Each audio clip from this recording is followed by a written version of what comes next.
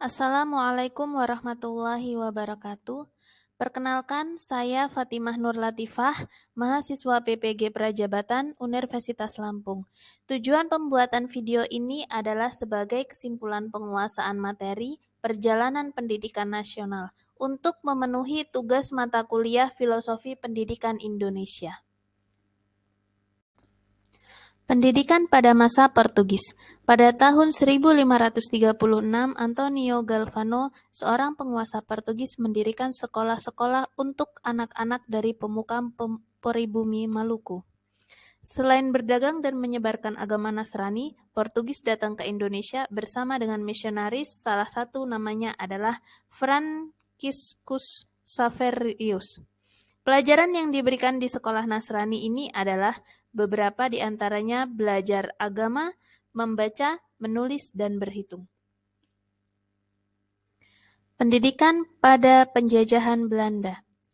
Pada tahun 1607 berdiri sekolah pertama di Ambon yang didirikan oleh Foch. Pembelajaran yang diberikan yaitu membaca dan menulis. Sekolah tersebut memiliki tujuan untuk menghasilkan tenaga kerja yang handal sehingga dapat dipekerjakan di administrasi dan gereja pada pemerintahan.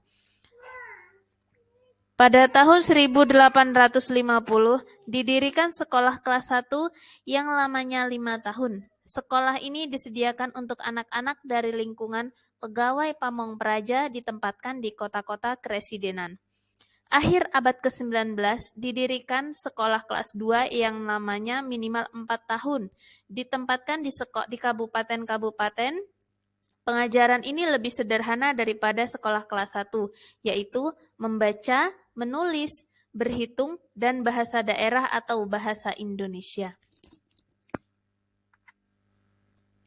Runtuhnya pengaruh kolonial Belanda diikuti dengan tumbangnya sistem pendidikannya pula. Banyak orang Belanda oleh pemerintah militer Jepang sehingga banyak sekolah-sekolah untuk anak Belanda dan Indonesia kalangan atas lenyap. Hanya susunan sekolah untuk anak-anak Indonesia saja yang tertinggal. Sekolah rendah seperti sekolah desa 3 tahun, sekolah sambungan 2 tahun, masing-masing hingga 7 tahun. Dan mulo dihapus semua. Pendidikan sekolah rakyat 6 tahun, sekolah menengah 3 tahun yang ada di Indonesia sejak masa Jepang dan masih banyak lagi sekolah kejuruan, yaitu sekolah untuk mempersiapkan tenaga pendidik dalam jumlah yang besar demi memompa dan mempropagandakan semangat Jepang kepada anak didik. Tahun 1922 dapat tercipta Taman Siswa di Yogyakarta. Taman Siswa hadir sebagai jiwa rakyat untuk merdeka dan bebas.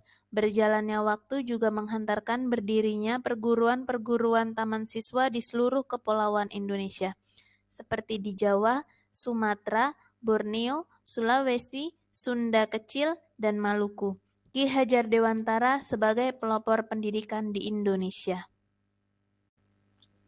Pendidikan masa perjuangan, yaitu pada tahun 1945 sampai 1960. Ciri-ciri utama pada masa periode ini adalah terdapat semacam dualisme dalam pendidikan. Masa Orde Lama diawali dengan pasca kemerdekaan yang dipimpin oleh Presiden pertama, yaitu Insinyur Soekarno. Pada masa itu, pendidikan di Indonesia masih melanjutkan apa yang diterapkan dahulu oleh Jepang dan menggunakan bahasa pengantar bahasa Indonesia. Media pembelajaran